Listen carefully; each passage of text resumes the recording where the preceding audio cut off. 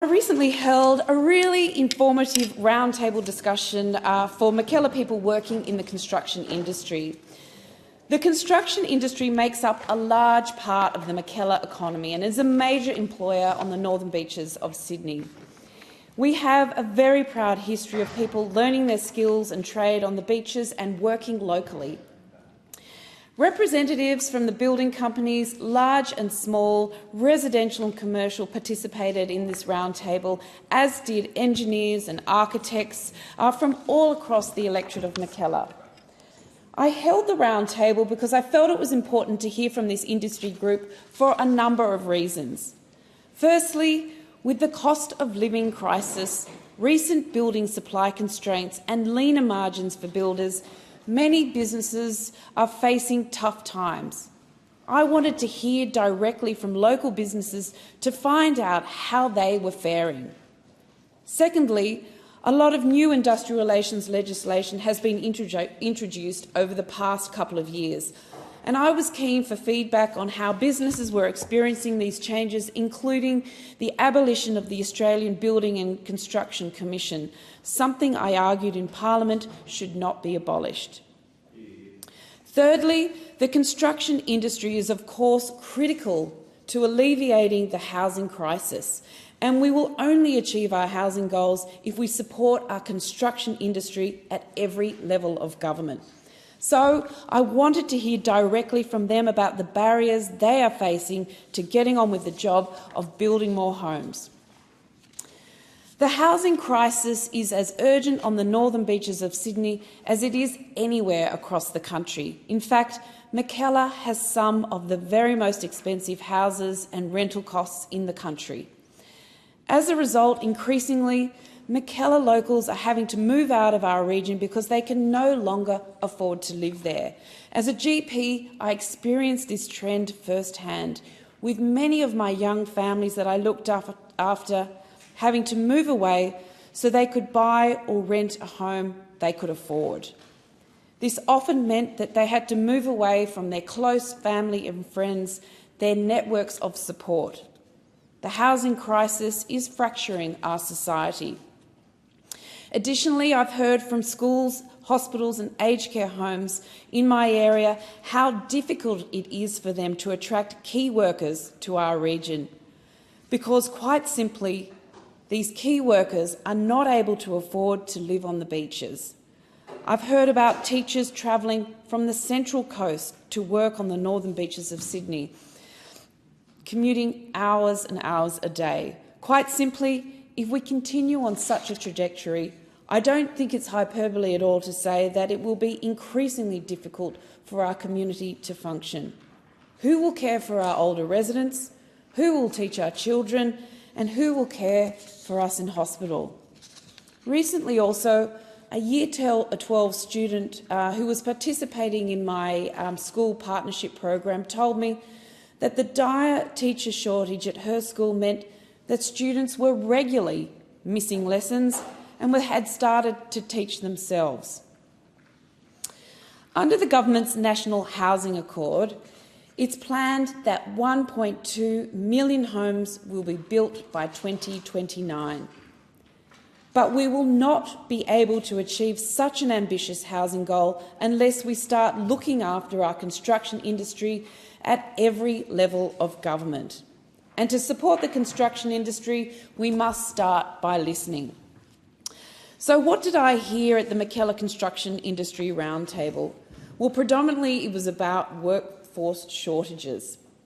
The clearest message I heard during the roundtable was from the owner of a building company who said, simply put, none of us have enough workers. And their experience is backed up by the numbers. According to the Housing Industry Association, the HIA, Australia needs an extra 83,000 tradies to build the 1.2 million homes planned in the National Housing Accord by 2029. New modelling from the HIA estimated that the housing shortage cannot be addressed without an extra 22,000 carpenters, another 17,300 electricians and almost 12,000 further plumbers.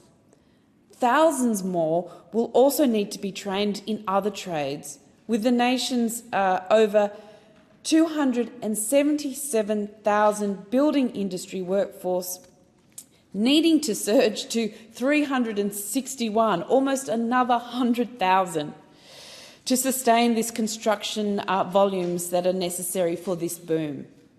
Without the uptick, the HIA have warned that there will be a cost and timeline blowouts for Aussies building new homes, and that the federal government target will be unreachable. They have estimated Australia currently has 114 apprentices in training, slightly below record levels. But this figure would have to double to meet the additional tradies needed to address the housing shortage. So, what do we need to do about this? Well, firstly, we need to attract and accept more skilled workers from overseas. With just 3,644 internationals currently helping build Aussie homes, both the Master Builders Association and the HIA believe the government will have to roll out incentives to get more skilled workers to come here. Importantly, these workers will need to be prioritised over, not added to, other professions to avoid exacerbating the demand for new homes. The Master Builders Association Australia published a position paper in July this year calling for Australia's migration program to better target and prioritise skilled workers for the construction industry. Its recommendations included reforming the visa system to simplify processes, lower costs, speed up processing times and create better pathways to permanency. It included prioritising processing of visas for workers in construction occupations, removing or reducing the Skilling Australians Fund levy, particularly for small businesses, developing a construction skills pathway visa similar to programs in Canada, New Zealand and the UK, providing exemptions to skills assessment requirements for certain international qualifications, and providing coaching for migrants on finding employment in the construction industry. The second prong in addressing the construction workforce shortage is to urgently train more construction workers here in Australia. To this end, the government's fee-free TAFE skills agreement, which prioritises construction industry as a national priority, is very welcome. Under the fee-free TAFE skills agreement, the Commonwealth Government has partnered with states and territories to deliver over $1.5 billion in funding for 500,000 fee-free TAFE and vocational education training places across Australia up until 2026. Part of the 2024-25 budget has also seen an additional $86 million commitment for the states and territories to deliver a further 20,000 fee-free TAFE positions.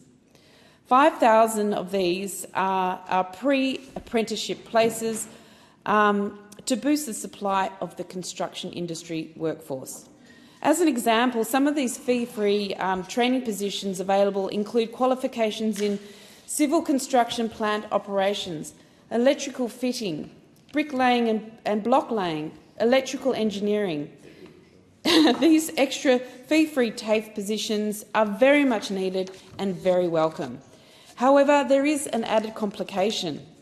I also heard at the round table that not only is it difficult to find and attract new apprentices and workers in the construction industry, but it is also increasingly difficult to retain them because of the very problem we are trying to solve, the lack of affordable housing. All too often, young apprentices and employers are leaving the Mackellar electorate for more affordable housing options in other regions. As an apprentice, it's often just too expensive to live on the northern beaches of Sydney. A number of participants in the construction roundtable suggested that construction workers and apprentices needed to be regarded as key workers when it comes to accessing social and affordable housing opportunities, and that, of course, the amount of this form of affordable housing needs to be increased.